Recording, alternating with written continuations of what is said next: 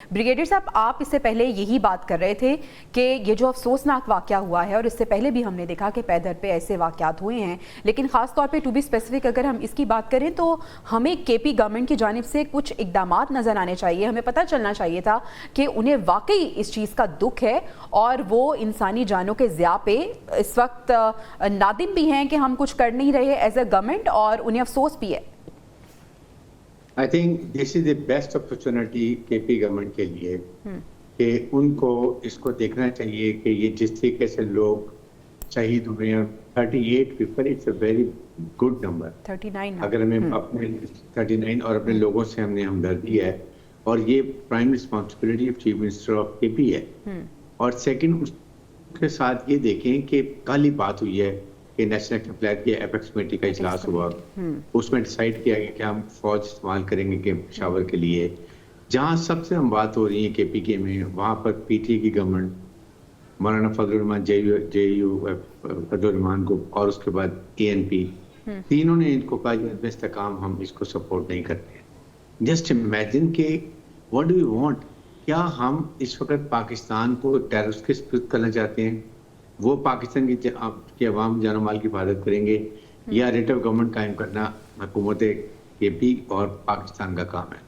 इसलिए this is the best opportunity के national action plan के डिसीजन को देखते हुए, और ये जो आज इंसिडेंट हुआ है जिसपे हमारी कीमती जाने गई और आप भी बड़े सीरियसली सिक लोग हैं, इंजर्ड हैं, इनको देखते हुए in the best national interest for the unity of Pakistan to eliminate terrorism of Pakistan, PTA की जो पार्टी है, इन्होंने डिसाइड किया कि हम इसको 1 महीने के लिए डिले करते हैं। This should have been a very good gesture. लेकिन प्रॉब्लम पता है क्या, हुकूमत के जो वज़ीर हैं वो भी बहुत इनमेच्योर हैं। वो फिर स्टार्ट उनको पैस करना शुरू कर रहे थे। वो देखें जी ये हो गया, उन्होंने बहाना ढूंढ लिया। डोंट से अप्रिशिएट कि हाँ जी वी अप्रिशिएट, बहुत अच्छी बात है, and we try to work together. इसके बाद हम देखते क्या करते हैं। आपको एटमॉस्फेयर अच्छा करने के लिए हुकूमत की जिम्मेदारी, ये लॉ एंड ऑर्डर मेंटेन करना, पॉलिटिकल स्टेबिलिटी लाना, इकोनॉमी रिवाइव करना, और उसके साथ अवाम में कीमतों को सस्ता करना, एनर्जी को, हालात को ठीक करना। ब्रिगेडियर साहब, हुकूमत क्या कहेगी ये तो बात की बात है ना, लेकिन हमने तो कुछ भी ऐसा नहीं देखा। आदिल साहब, क्या हमें कुछ ऐसी भनक भी पड़ी कि पाकिस्तान तहरीक इंसाफ अपना एहतजाज कुछ देर के लिए मौखर करेगी इस इंसिडेंट की वजह से? मेरा नहीं ख्याल है। तहरीक इंसाफ ने कभी भी जो है वो परफॉर्मेंस के ऊपर ना उसको वोट मिला है और ना कभी उसने परफॉर्मेंस के ऊपर फोकस किया है। उसको इससे चीज़ से कोई फ़र्क नहीं पड़ता।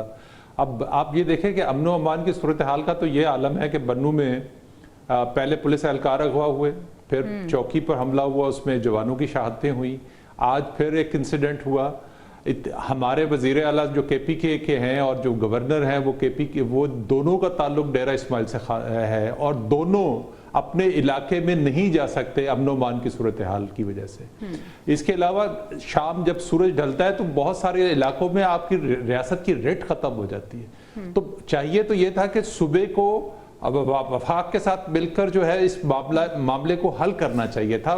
जैसे सानिया APS के बाद जो है एक मुश्तरका लाइहमल तैयार किया गया था दहशतगर्दी के खिलाफ। तो इसी तरह की जो इस वक्त सिचुएशन है वो है कि मिल के एक स्ट्रेटजी प्लान की जाए एक दहशत गर्दों के खिलाफ, चाहे वो बलूचिस्तान है चाहे वो केपी है, यहाँ पर जो है वो एक मुश्तरका स्ट्रेटजी अपनाई जाए। ये मुसलसल, ये कोई 2-4 दिन का मामला नहीं है, मुसलसल एक जो है वो केपी के अंदर जो है अमन व अमान की सूरत हाल जो है वो जो ख़राब है।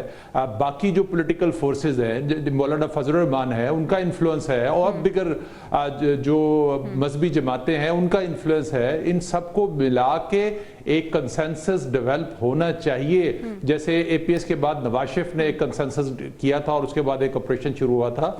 इस वक्त भी ज़रूरत है एक कंसेंसस की, और कंसेंसस की ज़रूरत है, और एक स्ट्रेटजी बनाने की ज़रूरत है। एहतजाज चलते रहेंगे, लेकिन ये जो अफसोसनाक वाक़यात हो रहे हैं इसके तनाजुर में हमें ये देखना होगा कि 24 नवंबर के हवाले से जो एहतजाज होने जा रहा है कितना सिक्योर एंड सेफ होगा।